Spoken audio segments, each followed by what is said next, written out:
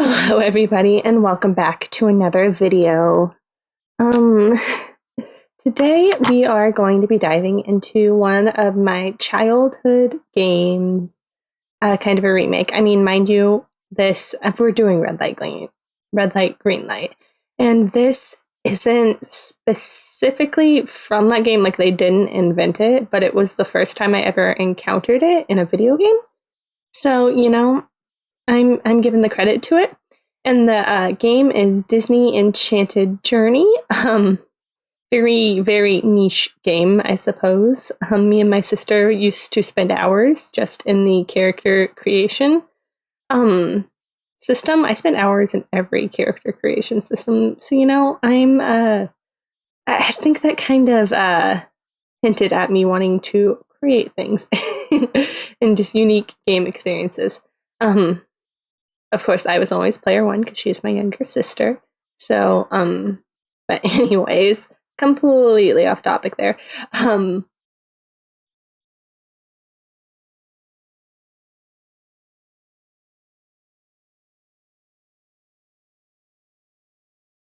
My brain just literally went empty. No thought. Game only. But you're inside the Temple of Hidden Wonders, I think that's what it's called. The one that Aladdin enters to get Genie from. And you're trying to get to these lamps at the end of a very long room. And there's this goodness, sorry. There's this monkey with holding a gem and he spins round, and if the room turns blue. Yeah, in a game called Red Light, Green Light, if the oh my goodness. Okay. If the room turns green, you are good to move, but if the room stays red, you have to freeze or you lose. In that case, it would just teleport you back to the beginning of the room and you'd have to start over again because it was a kid's game. Let's be real here. It's a kid's game. And they don't really harshly punish you on that.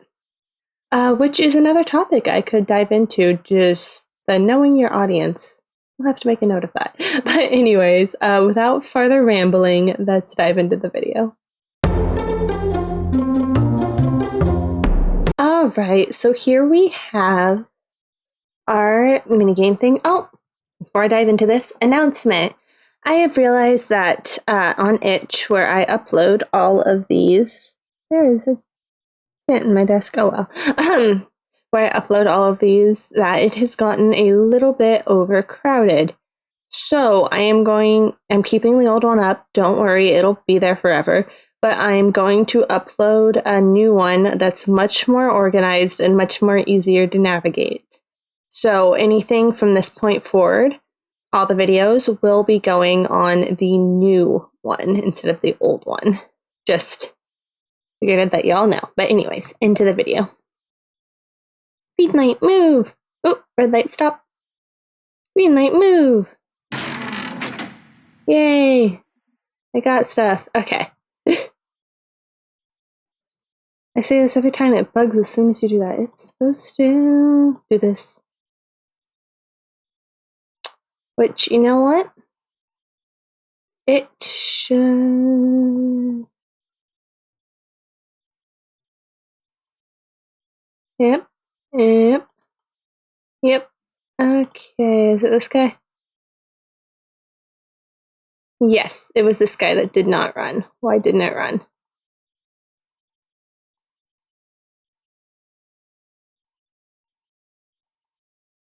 Parallel, below character. Where are you at? If the region ID equals 2. Here, you know what? Screw it, we're just doing this because it's being a pain in the butt.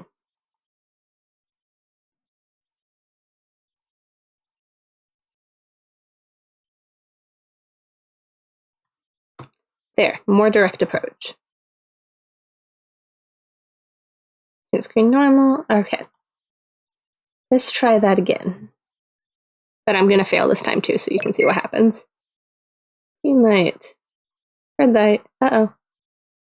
Green light. Red light. Green light. There we go. Okay, it worked that time.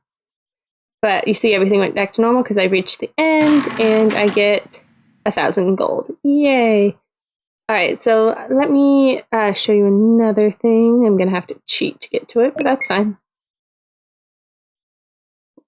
Well, by cheat, I mean avoid this area because it'll still... See, I have a little dude up here. When he's facing away, you can go. When he's turned towards you, you cannot. And yeah, that is the event in action. So let's dive into the actual event after I get a sip of tea because my voice hates me right now. Oh, that is not done brewing yet.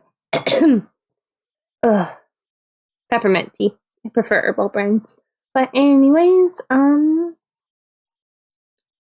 so you already kind of saw this event. This is what happens at the end. So when the player reaches the end, we have the region ID 2 down here. And as soon as they hit this parallel event begins where it gets the location of the player, and if it equals 2, then the game ends. This one goes at all times, so you want to have it on a loop. I prefer using labels to loops because I find them easier to manage in my brain, just how my brain works. You could use a loop here as well. But runs through this, waits 60 frames, which is the equivalent of that. And then it turns all the switches off, tints the screen to normal, and turns the switches over on. Which, in here, means he stops moving. So he just vanishes. You could have him remain, if you have like a statue obviously doing it.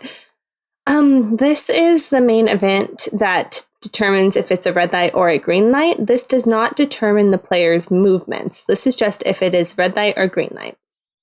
So we have a label again. Then I have a random number selected. If the number equals 0, because this is 0 through 2, so you technically have 3 options. Then you wait 120 frames. And if green light is on, then it turns red light on. If red light is on, it turns green light on. Then it's the same thing over and over. It just changes the amount of time in between switches. So it's not just the same amount of time and it kind of throws you for a loop. You can add as many different options in here. You could have one that's really quick in here and anything. I just did 3 for simplicity's sake, I suppose. So what it does is it, if it's green light, they turn down. And this is saying if the green light is on, so it's moving to red light.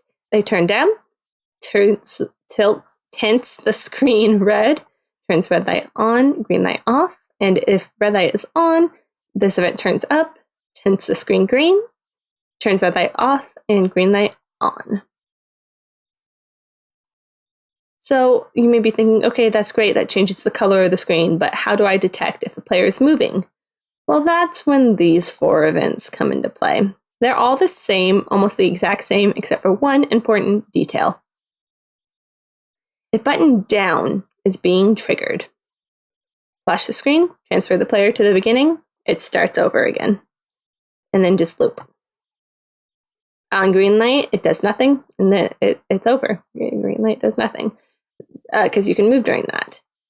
And then this one, if button left, if button right, and if button up. This way, it gives the character a little bit of grace so that if you don't react immediately, it's not gonna kill you or send you back to the beginning. So as you can see, you probably noticed that the player is still moving when it immediately turns to red. But it gives you a tiny bit of grace, but if I hit left, boom, I'm started at the beginning. If I hit right, then back to the beginning. If I hit down, then back to the beginning. If I hit up, then back to the beginning. Now you could have it so it resets the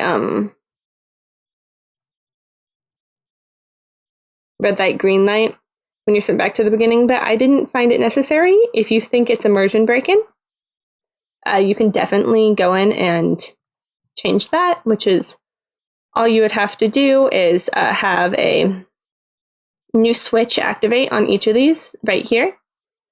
And then it'll pull off to that switch in here. And then once they've transferred to the new spot, turn the switch off and it'll bring you back to this page. And that'll start a new loop, but I just didn't find it was necessary, so I didn't do it. This is for the beginning because I am starting a player on this map. I had to have this event auto run in the beginning to first turn on green light, so you start there. This is good just to make sure that everything starts off on the right foot. Otherwise, it can get a little bit glitchy because red light or green light won't be on. And I've noticed sometimes this one, even though it doesn't run on any of those, it gets a little glitchy because I have it if green light. Yeah. Okay. So scratch everything I just said. It is necessary because this event runs on a conditional if either switch is on. So you have to start with at least one switch on, which I always have it start with green light on. And again, this is one that you could have a new switch do here and then have it come back to here. But yeah, that is pretty much it for the red light, green light. Here, let me actually. This is a screenshot I found on Google from the game. You see this is obviously a very different perspective, but you're walking down a very, very long hallway in the Cave of Wonders. And there's the monkey with the gem. Its eyes flash green. You can move. It rotates. Its eyes flash red. You have to stop. But that's what happens in the game. So yeah, anyways, thank y'all so much for watching the video. I appreciate each and every one of you. And I hope you have an amazing rest of your day. Bye!